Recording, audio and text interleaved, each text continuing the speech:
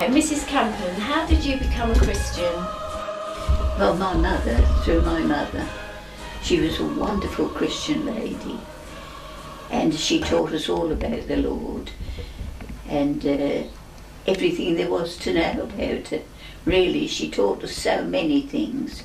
She was a children's nursemaid, and so she treated us very kindly, because she had to treat us just like she treated the children who she was looking after.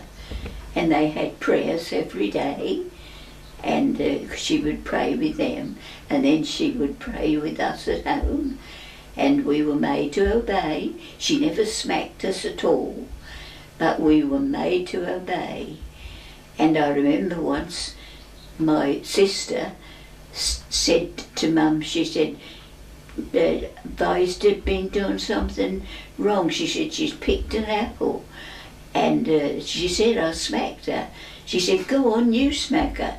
She said, no, you've already done it. So I managed to get out with a smack. So my mother taught me. She was a lovely lady, and taught me everything I knew about Jesus. Yes, that was a great mother to have. So do you remember a time when you actually became a Christian, or do you feel that you were? Well, I felt I was then, dear. And our little chapel that we went to, it held about 50 or 60 people. We used to go there every Sunday, and I could show you now just where I used to sit with my mother. And right up there was a ring, let the light in.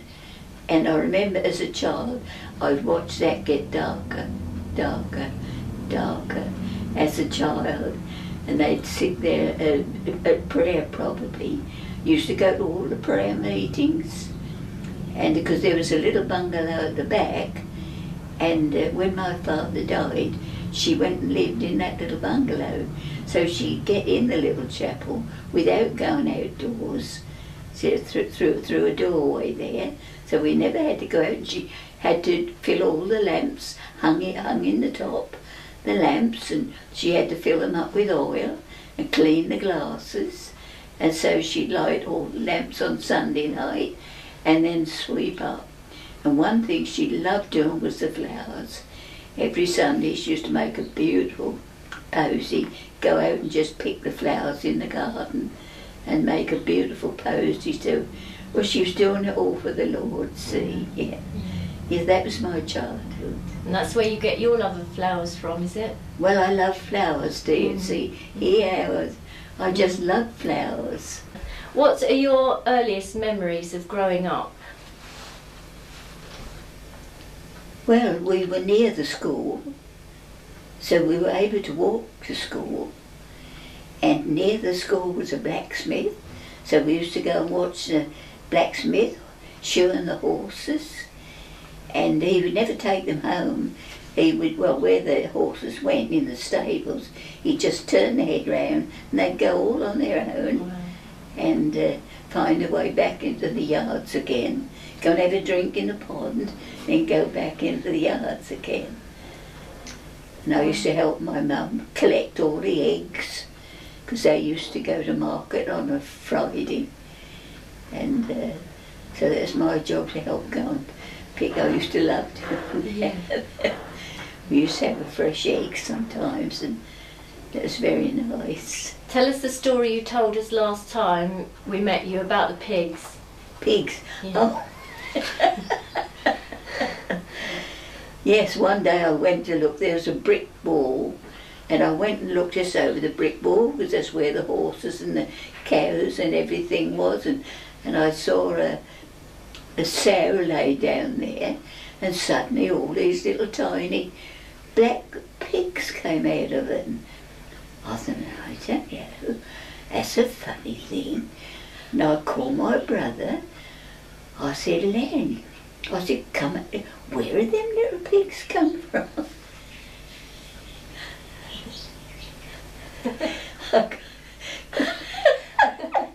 Got no idea, John, how they got in there. What was life like for women when you were a young girl? very hard life. Very hard indeed. It was the wartime was on, and we were in the school playground and saw all the soldiers marching up the road, and they'd going to march about 8 miles into the town, and I think their barracks then were Brentwood, and they had to march there so far. So of course the wives, lots of the wives were left alone. But fortunately, for one of my sisters, the farmer was allowed to keep so many men, see, to do the farm. So he was fortunate. Of course then that caused a bit of disturbance in the village, because why should my husband go and not your husband? But there, that's just how things were. And what sort of, how would their day look? What would their day be like? Their day, well, they'd go out pea picking and potato picking, which was a very hard job. And to make a living, you see, and they'd pay them so much, and then they'd have to get on their bicycle and go into town and buy whatever they could. The baker used to come round with a cart and bring your bread for you, what you wanted. And then on Fridays, he got 3 little shelves, and on Fridays he'd take all the bread off, and anybody who wanted to go into town would sit on the seats where the bread would be, and off you'd trot into town and get any shopping that you needed. And he'd bring you back again? Yes, oh yes, he'd bring us back again. Took a long time. When before he got near the town, the roads would go gravel, gravel, gravel. But when he got near the town, it was just click, clop, because the roads were made up. Yeah. Our roads weren't just dirt. Which village were you brought up in? Good Easter. A long journey in those days into Yes, Chelmsford. It was a long day. But we got our own shop, and they sold everything from sweets to paraffin. Anything you wanted you could get there at the shop if you got the money. And the school, you could just see them from the schoolyard. You could see all the shops. And on top of the shop we'd got Sunlight Soap, and that was whichever way that turned you could see Sunlight Soap. What were your memories of Chelmsford? Pardon? What were your memories of Chelmsford? Was it very different? Not a lot really. It was just a great big town, and Mum used to go to one special place to have a cup of tea and a ham sandwich. We thought that was just simply marvellous. Yes, it's didn't get much ham at home. See, my father died when I was only 5, so there wasn't much money. But the farmer was a Christian man, and he was such a kind man. He would bring a barrow load of apples to the school, and after school, when children were ready to go home, he'd give them all apples, although we did have an apple tree in our garden. But he was a very, very nice man. So how many children did your mum bring up on her own? 9. 2 brothers, 7 sisters. Wow. Yeah, well, it's all together with me. Yes, and I'm the last one now. Yeah. Why I've hung it out like this, I don't know. So what year were you born, Mrs. Campen? 1909. So how old does that make you now? Well, not far off 100. That's wonderful, isn't it? Yes. What's it like being 100 years old? No different, dear, than being 50 or 30. Doesn't feel no different than I was then. That's fantastic. God has blessed me tremendously. And I live in this lovely little room. You can open the door and go out there and sit out there in the sun or under the tree or whatever you want to do. So God has been very, very gracious to me. Yeah. One of your sisters was the lady who started Bethel. That's right. I knew her as Ma. Yes. Her name was Rose. That's right. What were your memories of her starting Bethel? Can you remember how it happened? Well, yes, she was a very wonderful lady, my sister was. She gave her all to God. And there used to be a lady from VRS, used to come and see her, called Miss Mother Soul. And she said, look, when they would go around and visit everybody in their homes, she said, and don't stand at the door talking about the weather. She said, go straight away. Do you know Jesus? Do you know the Bible? And so that's what she did. And to some little children next door never ever went to Sunday school, so she started a Sunday school in her own little kitchen there. She got a little organ and she could play an organ, so that's where they learned all their little choruses, and that's how the Sunday school started. And then the ladies said, well, we do wish we got somewhere to go. So the lady up the farm had got a big farm kitchen. She said, well, if you come up my place, she said, I can play the organ. She said, and you can come up mine and have some Sunday services then. And then they had weeknight services for ladies, and she'd go around and you know, see who she could find, who else, little children and women and anybody who would come, nearly dragged them in. You know, come on if you... Was that up at Brick Barns? Yes, yes, that was up at Brick Barns. That's how it started. And then tell us a bit about how she obtained the land from marriages. Do you remember how that happened? She did what? How she got the land to build the little chapel from marriages. Do you remember that? Oh yes, she wrote to 3 different farmers round there, and 2 of them said no, there was nowhere at all, and the other one made her wait 3 months before they were able to, before he could answer it. And she thought to herself, well, I suppose that's no. And then he said, well, there is. He said, there's an orchard down there. He said, and you can have a piece of the orchard. But he said, only on the peppercorn rent, so it's not yours. But we'll just let you lend that to you while you want it. Was it hard for her, or did she love every minute, or...? Oh, she did love every minute. Yes, it did love her. She did love every minute. But at that time, her husband was against her doing it. Was he? Yes.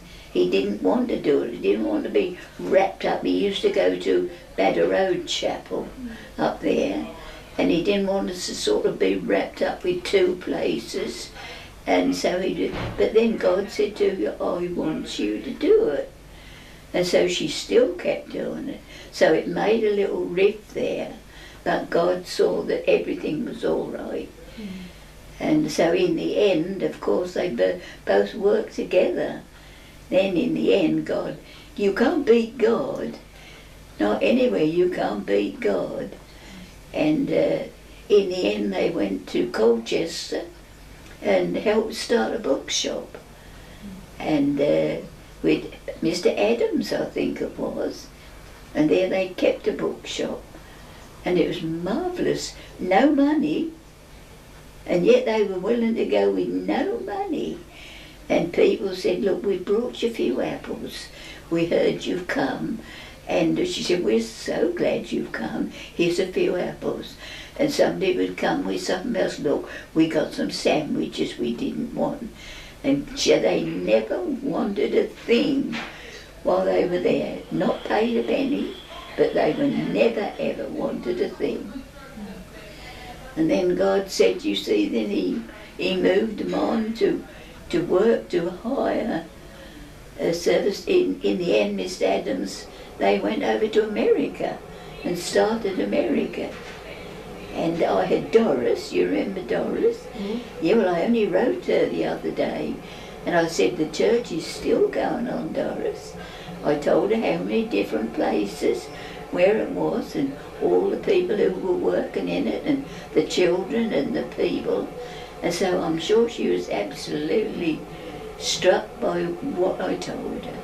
Yeah. Yes. What do you think Ma and Pa's reaction would be if they were to come back and see the church today? Well, words can't explain it. No. I feel I want to cry. Yeah. Yeah.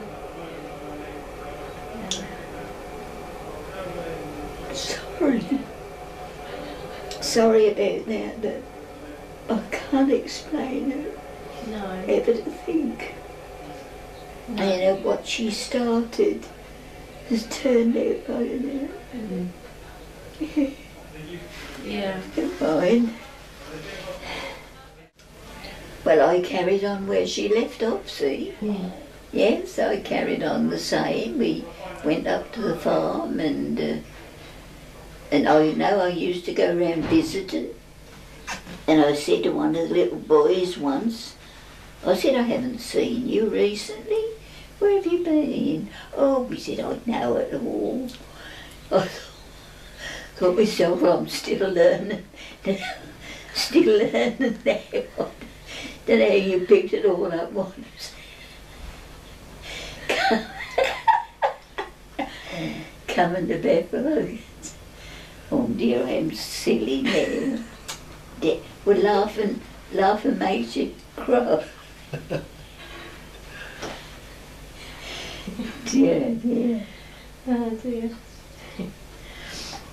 I remember you playing the organ in Bethel the first time I came in the, I suppose, early 70s. You were playing the organ. That's right, yes.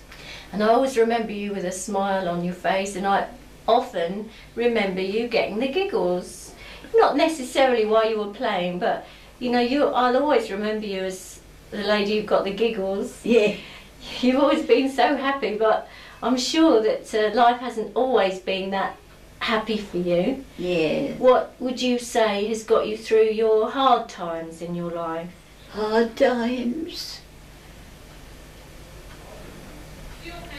I can't pick out any hard times. That's fantastic. I remember when Linda came and took over. Now that was a lovely time, because I was never able to sing, and I used to love to sing, but I couldn't because I was playing. And then when Linda came and took over, oh, that was lovely, because then I could do my bit then and sing with the rest, and now I've lost that voice now nearly. Just for the record, I know that lots of people will know, but just tell us again what your favourite hymn is. What? Your favourite hymn is? Oh, my favourite hymn, When the Roll is Called Up Yonder, I'll be there. Yes. Yeah. Yeah. And my text is, in all thy ways acknowledge him, and he will direct your path. And he has, hasn't he? Yes, dear. He has done. Right up to this day, he's not failed me ever. And so thinking about the women who are in the church today, who may never get to meet you, what would you say to them if you were speaking to them as a group of women today? The message is to people, keep on, never give in. Whatever other people say, you still give in. Don't ever give in by knowing, because you know it's the truth. There's not many people now who believe the Bible, but we know it's the truth. So never give in to what you say. Yes, I think that... Thank you. And one last question. What are your prayers for Bethel, or CGC as it's now called, for the future, as they move into their new future and exciting times, more services, the church is really growing? What would your message be from someone who was there right at the beginning? Was there right at the beginning? Yeah, what would you say for them? What would your words be for the church as they move into the future? Well, to keep on going and never ever give in, and try and win others. He that winneth souls is wise. And I think that's a good idea. Keep trying to get others, because you'll get a bigger crown, more diamonds in it. Yes, keep on, dear. Lovely. Yes, never give in. No, never give in. Who was Saul? He said, I've done this, I've been shipwrecked, I've done this, I've done that, I've nearly been killed, I've been lashed, but I'm going to stick to it. Stick to it. And I'm sure you'll get a big crown. Yeah. Yeah, stick to it, whatever you do. Yeah.